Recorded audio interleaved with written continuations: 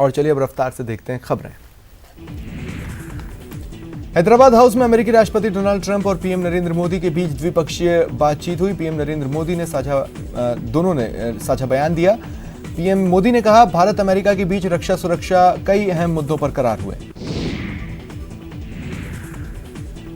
PM Modi ने सपरिवार भारत आने के लिए डोनाल्ड ट्रंप का शुक्रिया अदा किया। उन्होंने कहा, इस बैठक में हमने कई अहम मुद्दों पर चर्चा की। ट्रंप ने कहा, भारत आना सौभाग्य की बात है, इतने अच्छे स्वागत के लिए आप सबका शुक्रिया। प्रधानमंत्री मोदी ने कहा, मैं राष्ट्रपति ट्रंप और उनके डेलीगेशन का एक बार फिर से भारत में स्वागत करता हूं। मैं जानता हूं कि आप इन दिनों बहुत व्यस्त हैं, लेकिन इसके बाद भी आपने भारत आने के लिए वक्त निकाला, इसके लिए आभारी रहूंगा। मोटेरा की रैली का जिक्र करते हुए अमेरिकी राष्ट्रपति ट्रंप ने कहा, मोटेरा में लाखों लोग मौजूद थे, हजारों अंदर आना चाहते थे, ये सम्मान की बात है। मुझसे भी ज्यादा लोग आपके लिए वहां थे। मैं जब भी आपका जिक्र कर रहा था वे खुशी से चिल्ला रहे थे। अमेरिकी राष्ट्रपति ने उम्मीद जताई कि पीएम मोदी बाद में मीडिया को ब्रीफिंग देंगे कि दोनों देशों के बीच रक्षा, व्यापार और अन्य मुद्दों पर और क्या बातचीत हुई। जॉइंट प्रेस कॉन्फ्रेंस रही। इस दौरान प्रधानमंत्री मोदी ने एक बार फिर से ट्रंप परिवार का स्वागत किया। पीएम मोदी ने कहा, भारत अमेरिका का संबंध लोगों से जुड़ा हुआ है और लोगों के लिए है। इस संबंध को इस मुकाम तक लाने में राष्ट्रपति ट्रंप का अमूल्य योगदान रहा। पीएम ने कहा, भारत और अमेरिका के बीच संबंध केवल दो सरकारों के बीच नहीं बल्कि लोगों पर आधारित है। पीएम मोदी ने कहा, आज होमलैंड सिक्योरिटी पर हुए निर्णय से इस सहयोग को और बल मिलेगा। आतंकवाद के संबंध में हमने अपने प्रयासों को और बढ़ाने का निर्णय लिया है। प्रधानमंत्री मोदी के बाद अब अमेरिकी राष्ट्रपति डोनाल्ड ट्रंप मीडिया को उन्होंने संबोधित किया। ट्रंप ने कहा, यह भारत दौरा ऐतिहासिक है और हमेशा याद रहेगा।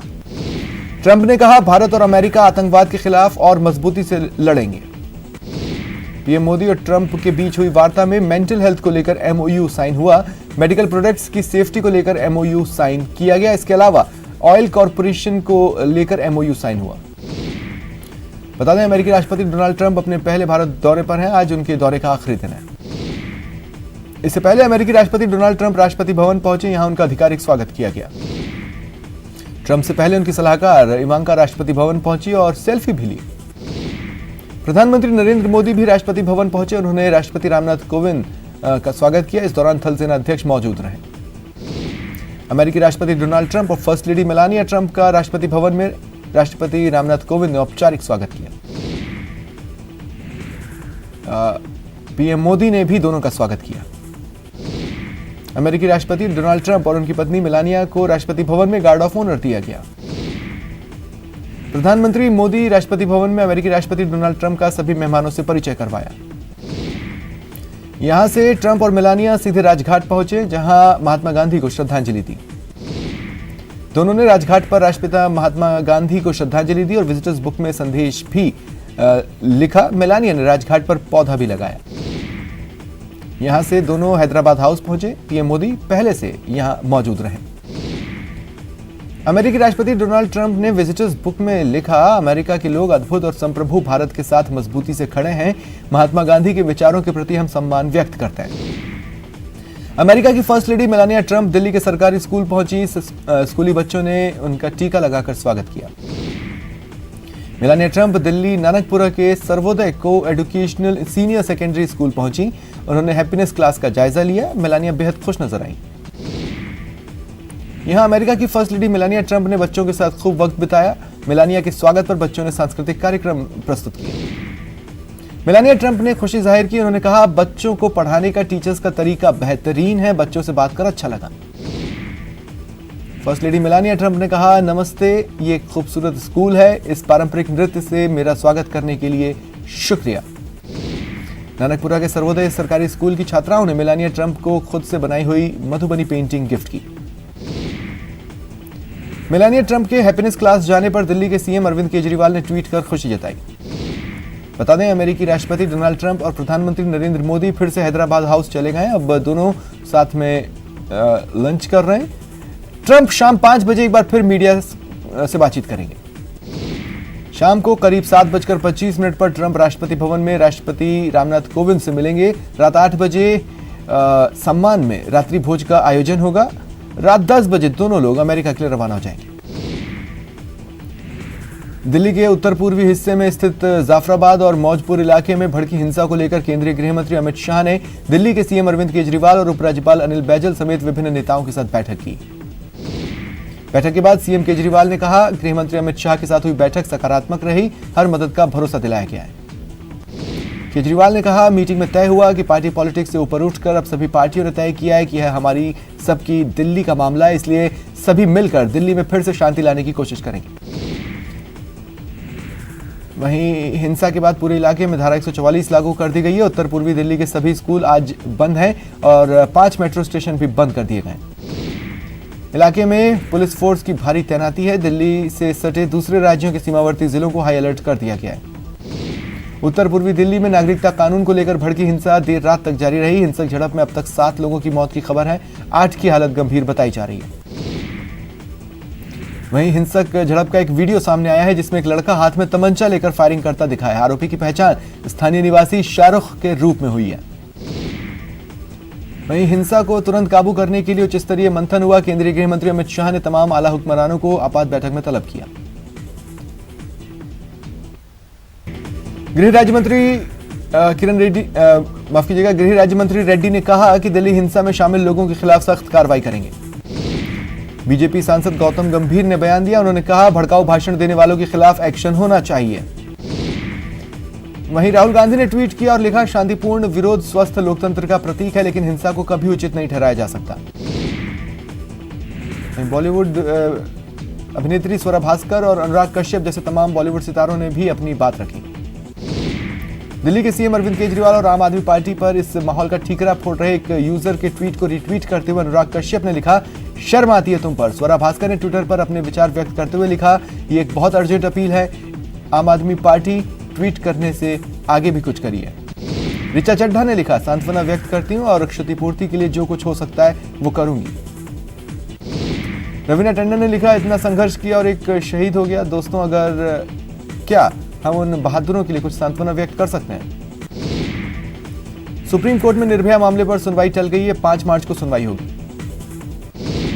केंद्र ने निर्भया मामले पर अलग अलग फांसी पर अर्जी दी थी। याचिका में अलग अलग फांसी देने की मांग की गई। सुप्रीम कोर्ट के 6 जजों को स्वाइन फ्लू हो गया। इसकी जानकारी जस्टिस DY चंद्रचूड़ ने दी। राज्यसभा की अप्रैल में रिक्त हो रही 55 सीटों के लिए 26 मार्च को चुनाव होंगे। चुनाव आयोग ने घोषणा की, राज्यसभा में 17 राज्यों की ये सीटें अप्रैल में रिक्त हो रही हैं। तेलंगाना में राज्यसभा की 2 सीटों के लिए चुनाव होना है। जारी कार्यक्रम के मुताबिक 6 मार्च को राज्यसभा चुनाव के लिए अधिसूचना जारी होगी। 13 मार्च को नामांकन स्वीकार करने की आखिरी तारीख होगी। 16 मार्च को नामांकन की जांच होगी। 18 मार्च नामांकन वापस लेने की आखिरी तारीख होगी। 26 मार्च को राज्यसभा की रिक्त सीटों के लिए चुनाव होंगे। सुबह 9 बजे से शाम 4 बजे तक मतदान होगा। बिहार विधानमंडल में वित्त मंत्री सुशील मोदी ने 2,11,761 करोड़ का बजट पेश किया। विधानसभा में किसानों की मौत के मुद्दे पर हंगामा हुआ। स्पीकर CP जोशी ने कड़ी फटकार लगाई। विधायकों को बीच में नहीं बोलने की हिदायत दी। बीजेपी विधायकों ने वेल में आकर विरोध जताया। विपक्ष ने सदन से बहिष्कार की चेतावनी दी। स्पीकर ने कहा, सभी बाहर चले जाओ।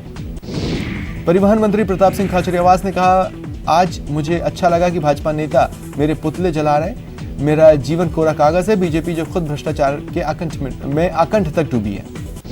खाचरियावास ने कहा, ACB सरकार के इशारे पर कार्रवाई करती है। हमारी सरकार ने भ्रष्टाचार के खिलाफ कार्रवाई की। मुझे बीजेपी ने नेता माना, उसके लिए धन्यवाद। जयपुर में नेशनल मास्टर्स बैडमिंटन टूर्नामेंट का आगाज हुआ। CM अशोक गहलोत ने प्रतियोगिता का शुभारंभ किया। उन्होंने बैडमिंटन खेलकर खिलाड़ियों का हौसला बढ़ाया। SMS स्टेडियम में 7 दिन में 13 कोर्ट पर 2000 खिलाड़ी बैडमिंटन खेल रहे हैं। राजस्थान को पहली बार नेशनल मास्टर्स बैडमिंटन की मेजबानी मिली है।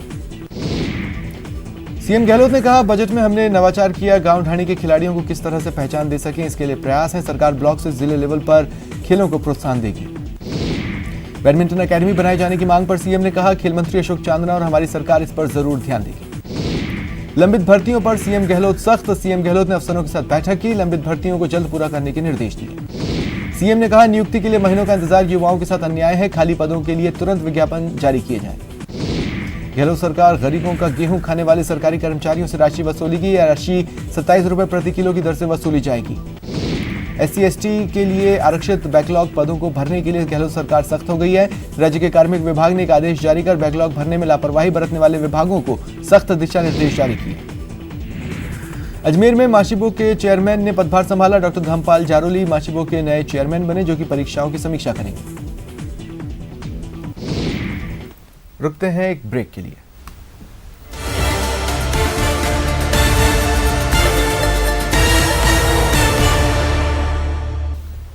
और चलिए खबरों का सिलसिला आगे बढ़ाते हैं।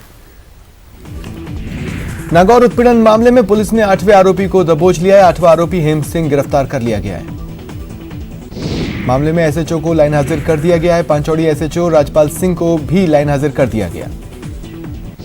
जयपुर में जेडीए प्रवर्तन दस्ते ने सूर्यनगर गोपालपुरा में कार्रवाई की। जोन 5 में बन रहे 4 मंजिला फ्लैट्स पर कार्रवाई की गई।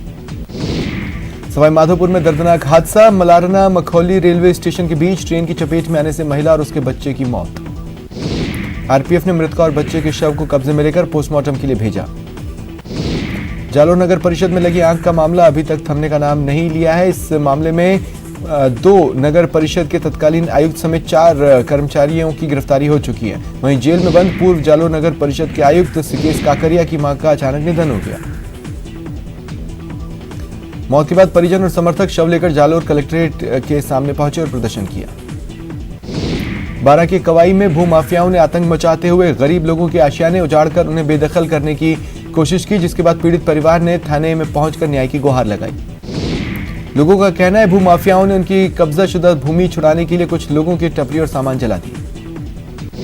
अलवर के किशनगढ़बास में पिकअप से कुचलकर 2 साल की बच्ची की दर्दनाक मौत हो गई। पुलिस जांच कर रही है। अलवर के अरावली विहार थाना क्षेत्र के श्रीराम कॉलोनी में निर्माणाधीन मकान का हिस्सा टूटने से मिस्त्री की मौत हो गई। अलवर जिले के उद्योगनगर थाना क्षेत्र में खून से लथपथ एक व्यक्ति मिला, जिसे पुलिस ने अस्पताल में भर्ती कराया। उसकी हालत गंभीर है। नागौर, बाड़मेर, जैसलमेर के बाद अब सिरोही में पिटाई का एक वीडियो वायरल है। इसमें एक दलित स्कूली छात्र के साथ मारपीट हो रही है। पुलिस ने मामले को गंभीरता से लेते हुए जांच शुरू कर दी। सीकर के रहने वाले और दिल्ली पुलिस में हेड कांस्टेबल रतनलाल की मौत से उनके पैतृक गांव तिहावली में शोक है।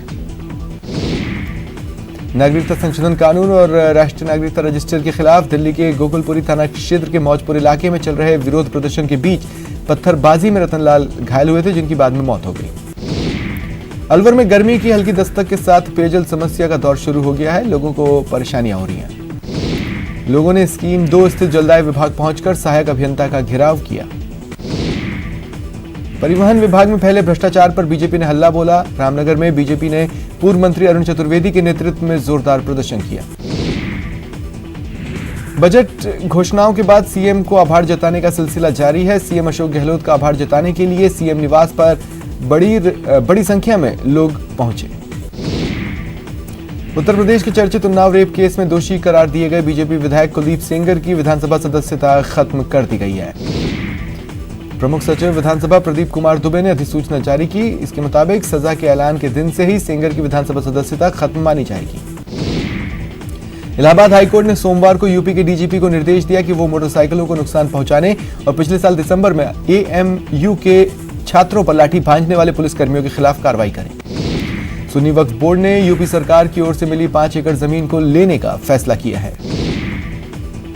रेलवे ने करीब 500 ट्रेनों को कैंसिल किया है, जिसमें 355 ट्रेनों को पूरी तरह रद्द किया गया, जबकि 148 ट्रेनों को आंशिक तौर पर कैंसिल किया गया है। 46 ट्रेनों के रूट डाइवर्ट हुए हैं। मुंबई के लोअर परेल इलाके में एक डंपर की बेकाबू रफ्तार का कहर दिखा। डंपर की चपेट में एक ओमनी और 3 लोग आए।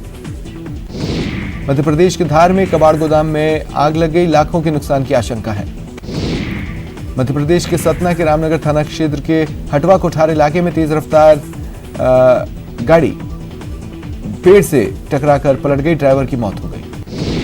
बिहार के कटिहार में एक बड़ा हादसा हुआ। घर में बेकाबू ट्रक घुसने से मां और बेटी की मौत हो गई।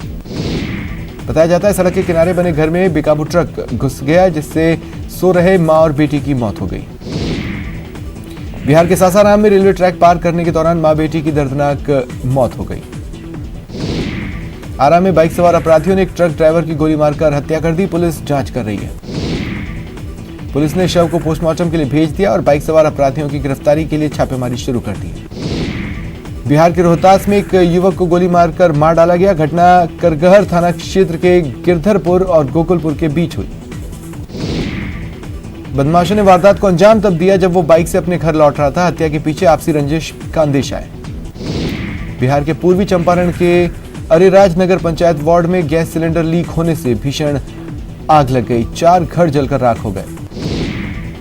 लखनऊ में पुलिस कमिश्नर व्यवस्था लागू होने के बाद कमिश्नर सुजीत पांडे ने एक नई पहल की है। पुलिस राजधानी लखनऊ की सड़कों पर सुबह और शाम टहलने वालों के लिए नमस्ते लखनऊ के नाम से विशेष अभियान शुरू करेगी। लखनऊ पुलिस 1 मार्च से शहर की सड़कों पर नमस्ते लखनऊ का विशेष अभियान शुरू कर रही है। टहलने वालों के लिए पुलिस की विशेष गश्त लगेगी। साथ ही वॉक पर निकलने वालों से नमस्ते करते हुए पुलिस मिलेगी और हालचाल जानेगी। बीजेपी के राष्ट्रीय अध्यक्ष जेपी नड्डा के बेटे गिरीश की शादी आज पुष्कर में होने जा रही है। उनका रिश्ता हनुमानगढ़ के रहने वाले परिवार की बेटी प्राची से तय हुआ है। अलवर के बहरोड में आज हरित पदयात्रा पहुंची। ये 100 दिवसीय पदयात्रा 4 राज्यों के 28 जिलों से गुजर रही है।